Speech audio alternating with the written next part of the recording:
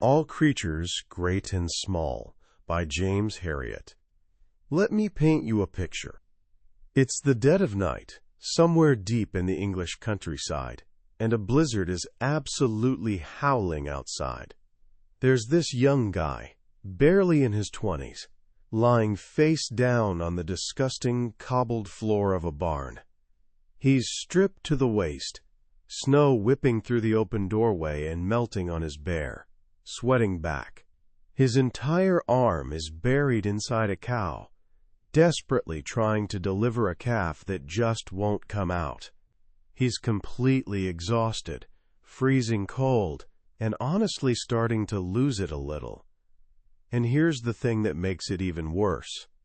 Perched comfortably on a bale of straw, puffing away on his pipe like he's watching the evening news, is this old farmer everyone calls Uncle and Uncle. Well, Uncle has opinions about everything. "You know," the old man says, his eyes practically twinkling with mischief, "my vet, Mr. Broomfield, now he's absolutely brilliant at calving. Never seen him fail. Not once." The young man grits his teeth and pushes harder into the cow. "Mr. Broomfield," Uncle goes on, clearly enjoying himself, "strips down like a prize fighter he does, muscles like you wouldn't believe." For 2 absolutely agonizing hours, this poor young vet struggles, while Uncle keeps up this running commentary about the sheer, incomparable magnificence of the legendary Mr. Broomfield. Finally, when our young vet is about to throw in the towel, trembling with exhaustion and barely contained fury, something clicks. With one last desperate push, fueled almost entirely by rage at this point, he manages to loop a rope around the calf's jaw. A few minutes later, there it is, a tiny living calf, steaming on the straw. That young vet, absolutely covered in mud, and who knows what else, shivering in the freezing barn but feeling this incredible quiet sense of triumph, that was a man named James Herriot, and the story I just told you? It's one of hundreds from his life, all captured in a book that sold millions and millions of copies around the world. All Creatures, Great and Small. This isn't just some book about being a veterinarian. It's about life itself, in all its messy glory. It's about that moment when you step out of the safety of the classroom and realize that all those textbooks can't even begin to prepare you for the beautiful, chaotic, completely unpredictable reality of the actual world. The author, James Herriot, was actually the pen name of a real veterinarian named Alfred Wight, who practiced in the absolutely stunning and rugged Yorkshire Dales of England for 50 years. He didn't start writing these stories until he was 50 years old, never imagining for a second that his simple, honest accounts of a country vet's life would end up touching so many hearts around the world. So what's the secret? Why has this book remained a classic for decades? By the time we're done here today, you'll understand the profound yet beautifully simple lesson that James Herriot discovered in those freezing barns and on those windswept hillsides. It's about finding extraordinary joy in what seems like an ordinary life. It's about discovering that the greatest rewards often show up disguised as the hardest work. And it's about learning that a meaningful life isn't built on grand achievements, but on quiet dedication to the creatures, both great and small, that depend on you. This is a journey into a world that might seem distant at first, but its heart is something we're all searching for. So let's dive in. Our story kicks off in 1937, a pretty rough time in England. Imagine this. You're a young guy who's just spent 5 long, grueling years in college, finally achieving your dream of becoming a veterinary surgeon. You're bursting with knowledge, with enthusiasm, ready to make your mark on the world. But here's the problem. The world doesn't exactly seem interested. Agriculture is in a serious slump, and for every single job opening, There are nearly 80 applicants fighting for it.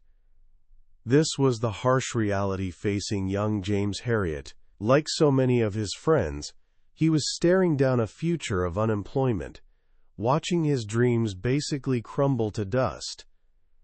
He'd almost given up hope entirely. Then one day, a letter arrives.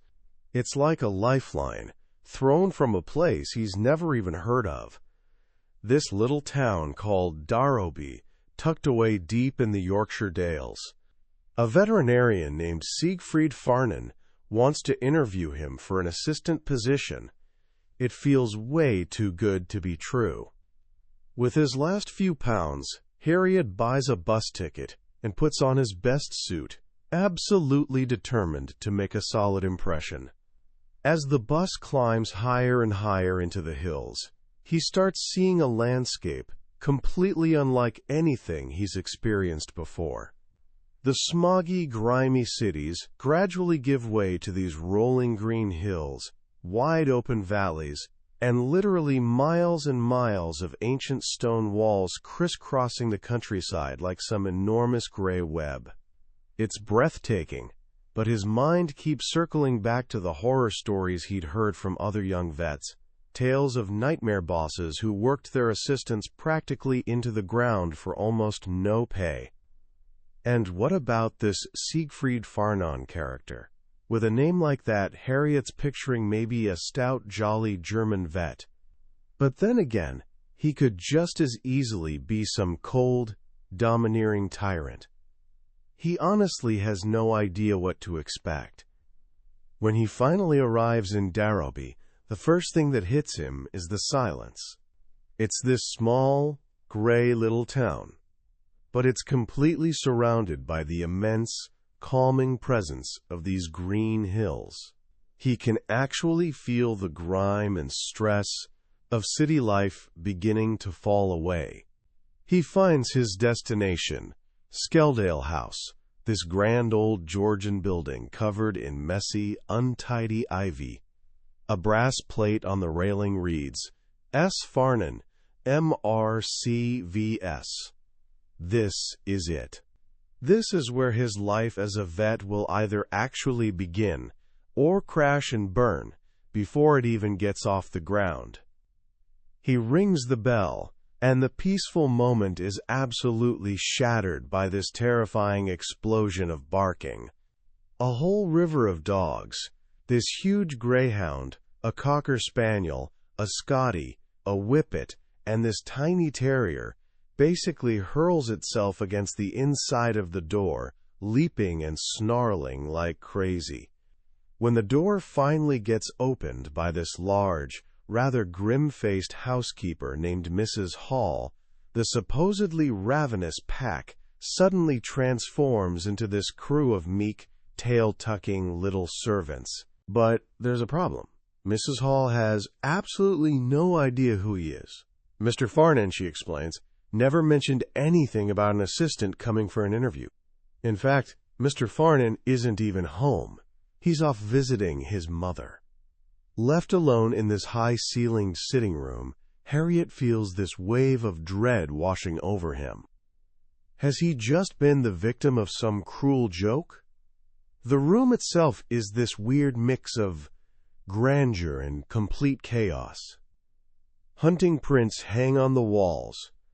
Books are piled absolutely everywhere, and sitting on the mantelpiece is this pewter pint pot literally overflowing with cash and checks just lying there. The afternoon turns into this completely surreal parade of interruptions. The doorbell just keeps ringing.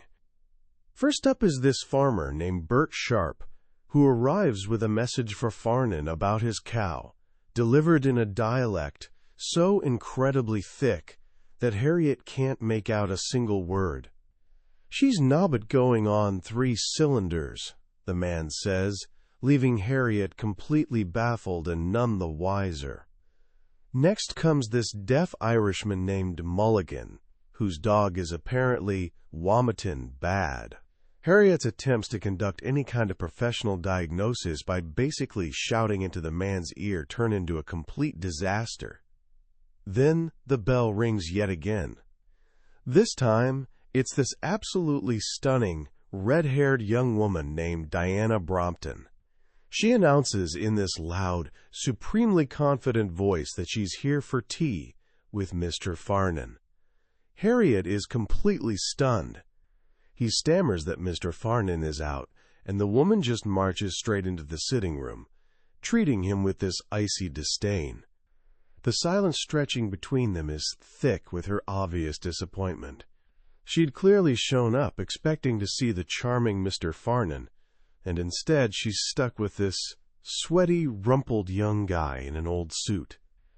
After what feels like an absolute eternity, Diana storms out, and Herriot basically collapses into the overgrown garden, utterly defeated. Has he really spent his last few pounds to come all this way for absolutely nothing? He closes his eyes and drifts off, dreaming about that fat German vet he'd imagined, yelling at him for insulting his guest and eating his food. He's jolted awake by a voice. Hello? He opens his eyes. There's this tall, thin man leaning casually against the wall, a humorous smile playing on his long, strong-jawed face. He's wearing an old tweed jacket and flannel trousers. He holds out his hand. "Sorry you've had to wait," the man says, in quite possibly the most English voice Herriot has ever heard in his life. "I'm Siegfried Farnon." Siegfried Farnon is absolutely nothing like what Herriot imagined. He's chaotic, incredibly forgetful. He'd completely blanked on the interview, and yet there's this fierce, compelling energy about him. He takes Herriot on a whirlwind tour of the practice, which is housed in the long servants' quarters behind the main house. Their first stop is the dispensary, and Siegfried's eyes literally glitter with excitement as he shows it off. In those days, before modern antibiotics existed, the dispensary was basically the vet's entire arsenal. The walls are lined with these gleaming bottles filled with mysterious potions with wonderful names like Sweet Spirits of Nitre and Red Blister. Siegfried darts around, practically caressing the bottles, explaining their various uses with this infectious enthusiasm. He shows Herriot this neat trick, mixing iodine crystals with turpentine to create this dense cloud of purple smoke, which he claims is fantastic for treating wounds in horses' feet. "You must admit it looks wonderful," he says with this booming laugh. "Impresses even the toughest client." Herriot feels this unexpected sense of belonging among all these old medicines. He knows their secrets, their uses, their precise dosages. What he doesn't realize yet is that he's standing right at the end of an era. Soon enough, all these old remedies will be completely swept away by this rush of new discoveries. Siegfried is this absolute whirlwind of contradictions. He seems almost careless at times, yet he's genuinely passionate about veterinary medicine. He insists on doing things properly, on pushing the profession beyond the old castor oil and prussic acid doctrines that dominated for so long. And his driving? Well, that's an experience all by itself. The car is this battered old Hillman with completely threadbare tires and a cracked windscreen. The passenger seat isn't even properly fixed to the floor. When Herriot first sits in it, he flies straight over backwards, his feet flying up against the roof. Siegfried drives with this terrifying lack of attention, his eyes constantly on the countryside, the cattle in the fields, basically anywhere except the actual road ahead. He takes Herriot out on a few calls. First up, a lame horse. "Looks like pus in the foot to me," Herriot offers, trying his best to sound professional. "I'll bet you're absolutely right," Siegfried replies cheerfully. "Go on then, I'll watch your technique."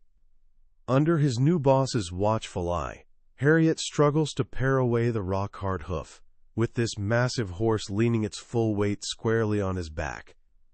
Just as he's about to completely collapse from the strain, he feels this spurt of pus, He's actually done it. Siegfried slaps him heartily on the back. Well done, Herriot. It simply isn't funny when the horn is as hard as that. Later, sitting in this small pub in a quiet village, Siegfried finally makes the offer.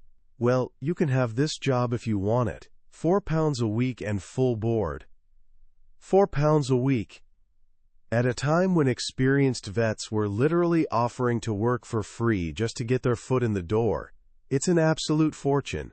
Herriot tries desperately to hide his triumph. Thank you, he manages. I accept. He's in.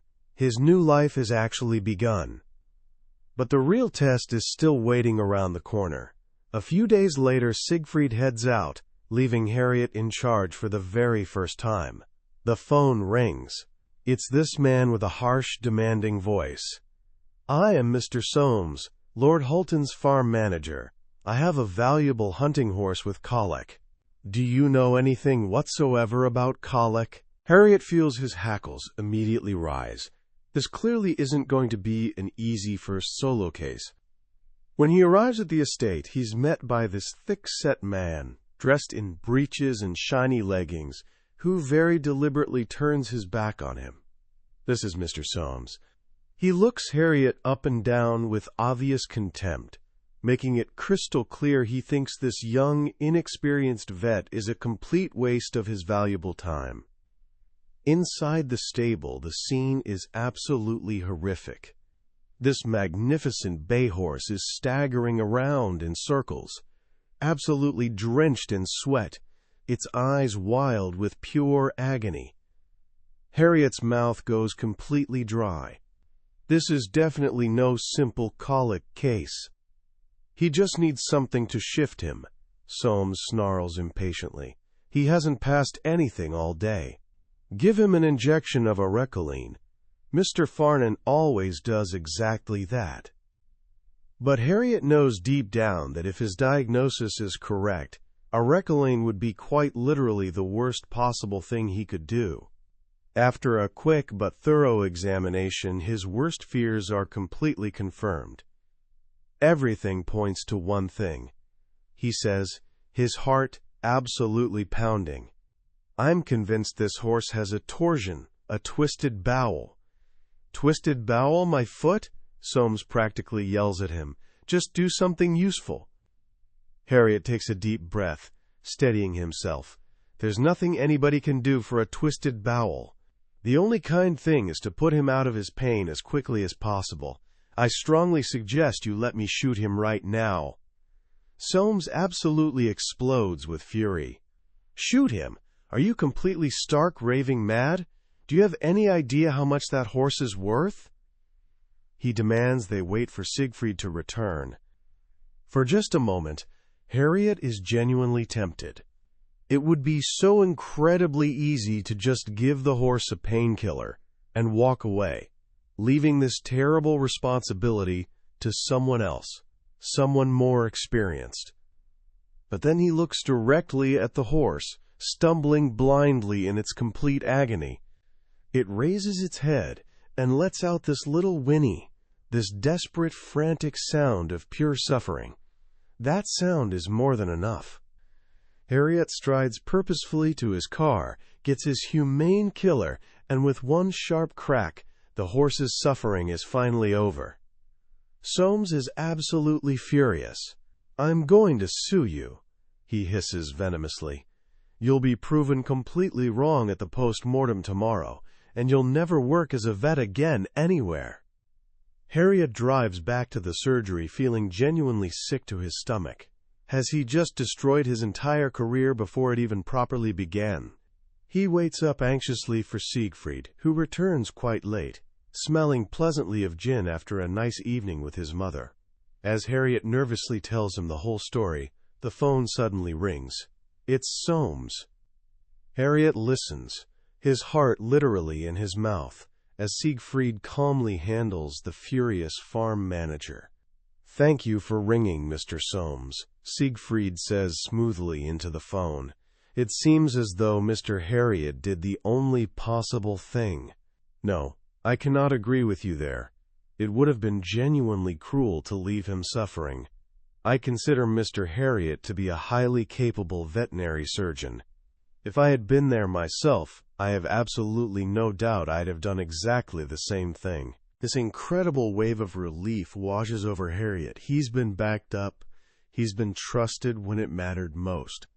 Siegfried hangs up the phone, pours them both this absolutely massive whiskey, and raises his glass with a grin. "Well," he says cheerfully, "you certainly got chucked in at the deep end tonight, my boy. Your very first case. And it just had to be Soames, too." The next morning, the post-mortem confirms it beyond any doubt. A classic torsion. Herriot had been absolutely right. Life at Skeldale House quickly settles into this chaotic but strangely comfortable rhythm. The household is completed by the arrival of Siegfried's younger brother, Tristan.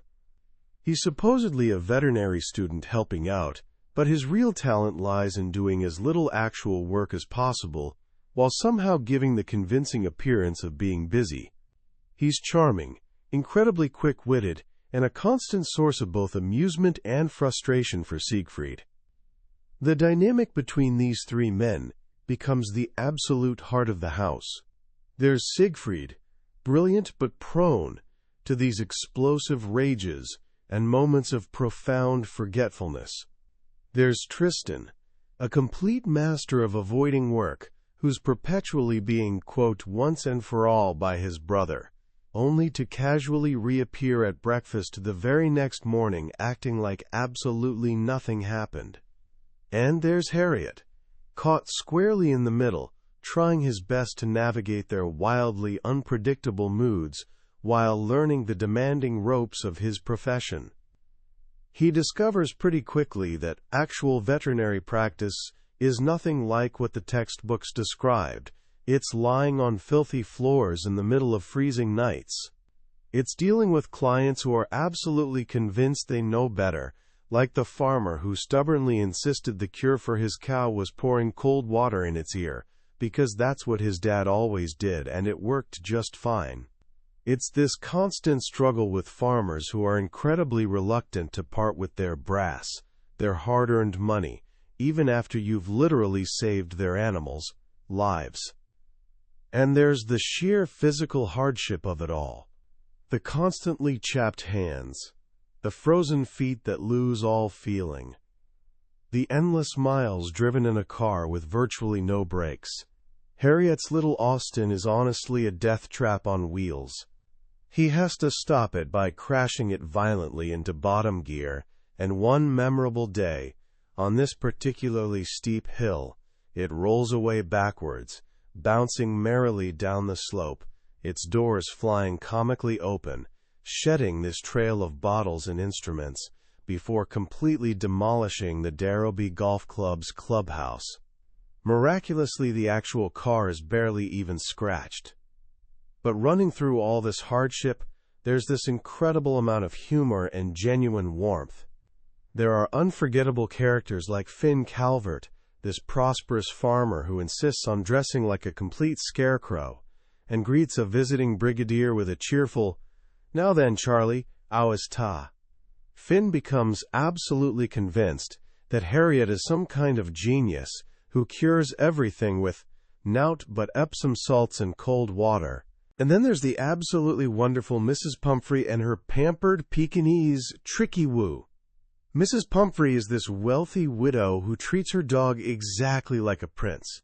Tricki has this entire wardrobe of custom tweed coats, suffers from these mysterious ailments like Flopbot and Cracker Dog, and apparently communicates his horse racing tips directly to his mistress.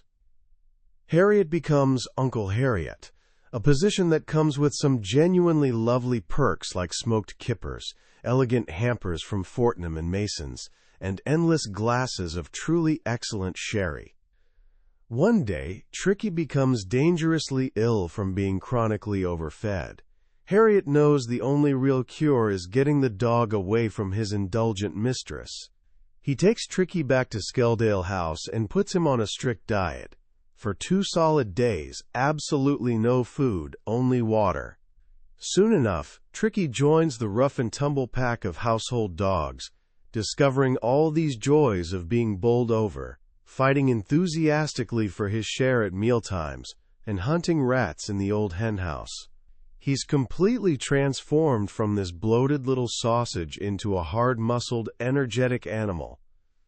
Meanwhile, a worried Mrs. Pumphrey starts sending these cases of sherry and brandy to, quote, build up poor Tricki's strength, leading to this very happy period of what they call ceremonial lunches at Skeldale House. Slowly but surely, Herriot begins to find his footing in this new world. He's no longer that terrified young man who showed up a year ago not knowing what to expect. He starts earning the farmers' genuine trust. They begin specifically asking for him by name when they call. One of his greatest tests comes with this farmer named Dick Rudd, a genuinely kind, incredibly hard-working man with this burning ambition to build up a fine dairy herd. He spends basically his entire life savings on one magnificent pedigree cow, this beautiful dark roan he lovingly names Strawberry. Just a month later, Strawberry develops this massive abscess in her throat.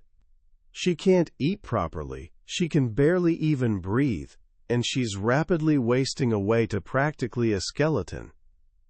Herriot knows he absolutely has to operate, but it's a procedure he's never actually done, never even seen performed in person. He has to go in from behind the jaw, through what's basically a minefield of major blood vessels. One tiny slip, and the cow will be dead within a minute. He's absolutely terrified, but he knows deep down it's the cow's only real chance. With Dick Rudd gently but firmly holding the animal's head, Herriot carefully makes the incision.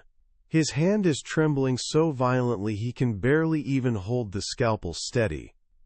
Instead, he pushes a pair of forceps deep into the wound, and with this tremendous surge of relief, he feels this gush of pus. He's actually done it.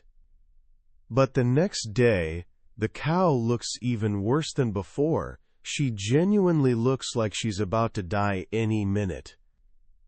Herriot is absolutely crushed by this overwhelming sense of failure. He feels like he's completely let this good, decent man down. But the day after that, when he returns fully expecting to find the cow dead, there's Strawberry, standing calmly at the hayrack, eating hungrily. She makes a complete and total recovery. It's this small miracle, a moment of pure, unadulterated triumph, that really solidifies his place in the Dales community. And it's actually through his work that he finds something else entirely. One day, he's called out to this farm called Heston Grange to treat a calf with a broken leg. The person who shows him the way to the barn is the farmer's daughter, this dark-haired girl with kind, steady eyes named Helen Alderson. As they walk together up the steep hillside to the barn where the injured calf is kept, he finds himself talking to her in a way he honestly hasn't talked to anyone in a really long time. He feels this instant connection, this wonderful sense of ease and rightness. His courtship of Helen becomes this absolute comedy of errors. There's the completely disastrous first date at the magnificent Reniston Hotel, where he shows up wearing this ill-fitting, rented dinner jacket, with his feet clad in a pair of absolutely ancient patent leather dancing slippers with these big silk bows, borrowed from Helen's father after his own shoes got completely soaked in a flood. The entire evening is basically a catalogue of mishaps and embarrassments. Then there's the memorable night at the Darrowby Plaza, the local cinema, where he gets loudly heckled by a disgruntled client, tormented by this drunken giant named Gobber Newhouse, who falls sound asleep on his shoulder, and finally witnesses Helen laughing absolutely uncontrollably at the sheer absurdity of the whole situation. "Next time," she says, her eyes just shining, "why don't we simply go for a walk instead?" And they do exactly that. They walk for miles and miles among the beautiful hills, and he knows without any doubt that this is the person he wants to spend his entire life with. One night, after helping with a particularly difficult calving involving her father's beloved pet Jersey cow, he finally finds the courage to ask for her hand in marriage. Mr. Alderson, who had always viewed him with a certain amount of suspicion, sits him down, pours them both this massive whiskey, and begins talking about his late wife, and how much Helen reminds him of her. He never actually gives a direct answer, but Herriot absolutely knows he has his blessing. The story comes full circle not in some grand cathedral or on a sunny tropical beach, but right there in the hills that have truly become his home. They decide to spend their honeymoon tuberculin testing this large herd of cattle at the very top of the dale. They stay at this cozy little pub called the Wheat Sheaf, and every single morning they drive out together into the high country. On his very first day of work as a married man, Herriot's new wife sits perched on a stone wall, her notebook balanced on her knee, ready to carefully write down all the numbers as he calls them out. He looks at her, smiling contentedly in the warm sunshine, and then at the vast green, swelling glory of the dales stretching out around them. He remembers that first time driving nervously into Darrowby, absolutely full of fear and uncertainty about what lay ahead. He remembers the day Siegfried proudly put up a new brass plate on the railings of Skeldale House, right next to his own. It reads, J. Herriot, MRCVS. He's a full partner now. He has a real home. He has a wife who loves him. He has a life that matters. And in that perfect moment, surrounded by all the sights and smells of the countryside, doing the hard, often incredibly messy work he's completely come to love, he understands something profound. He's a genuinely privileged person. He has found his true place in the world. What an absolutely beautiful story, right? As you can probably tell, this is definitely one of those books that really stays with you long after you've finished it. It's not some story about changing the world in this big, dramatic, headline-making way. It's about finding your own small corner of the world and making it better. One animal, one person, one simple act of kindness at a time. When James Herriot first started his career, he, like so many of us when we're young and ambitious, had this grand vision in his head. He dreamed of running a modern, pristine animal hospital in a city somewhere, a world of pure science and predictable outcomes. But life, as it so often loves to do, had completely different plans for him. It sent him to a place that was the absolute opposite of his carefully constructed dream, the raw, unpredictable, and deeply traditional world of the Yorkshire Dales. And what he discovered there is really the central lesson of this entire book, that the richest, most fulfilling life is not the one we meticulously plan out, but the one we find when we genuinely open ourselves up to the unexpected twists and turns. He learned pretty quickly that all his impressive textbook knowledge was really only a starting point. The real, meaningful learning came from the hands-on, often incredibly messy experience of dealing with actual animals and real people with all their quirks. He learned genuine humility from cows that stubbornly refused to get up when they absolutely should have, and he learned about the quiet power of dedication from farmers like Dick Rudd, who poured their entire lives into caring for their stock. But I honestly think the most powerful lesson in All Creatures Great and Small is about the true nature of joy. Herriot's life was incredibly, almost impossibly hard. He worked 7 days a week, often straight through the night, in freezing, absolutely filthy conditions. He was regularly kicked, bitten, and covered in things you honestly don't even want to imagine. And yet, What shines through every single page of this book is this incredible, irrepressible sense of joy.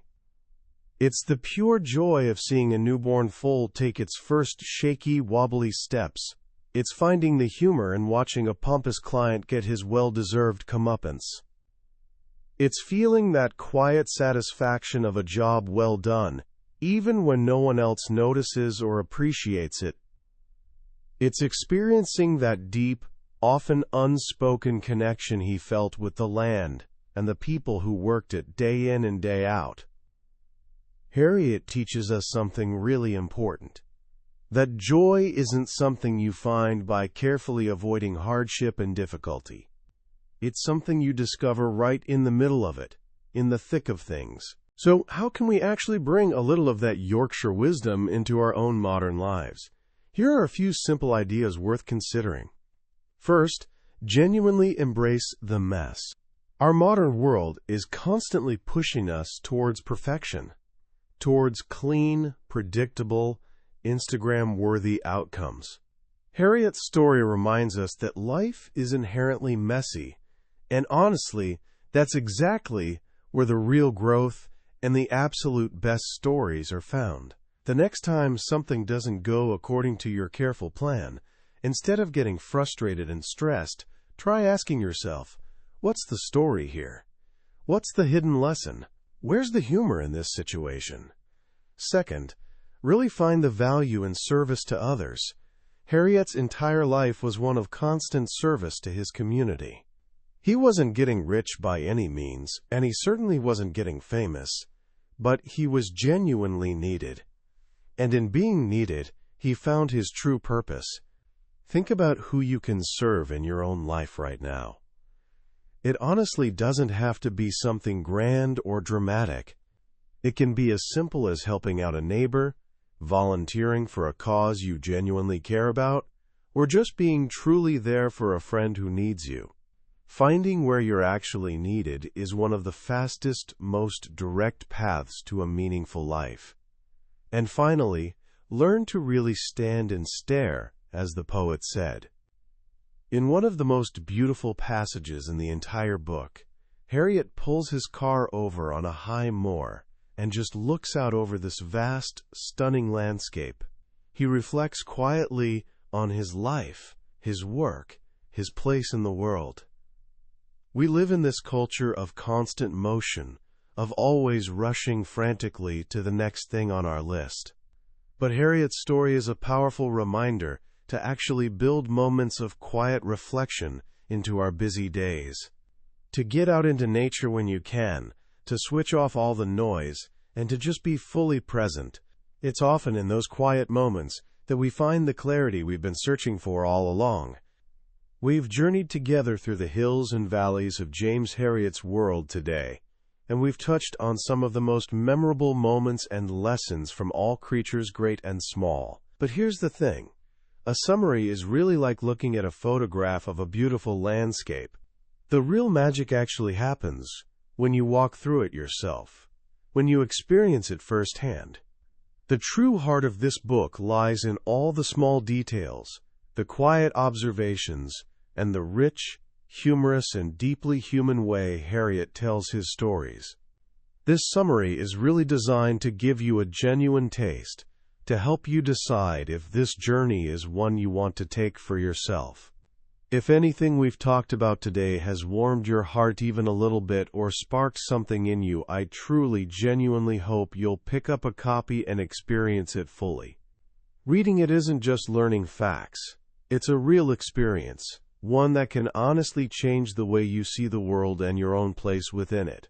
The link to the book is right there in the description below. Also, if this story has meant something to you today, I'd be so grateful if you would like this podcast and subscribe to our channel. That way, you won't miss our next journey into another potentially life-changing book. Let's keep exploring these incredible stories and growing together.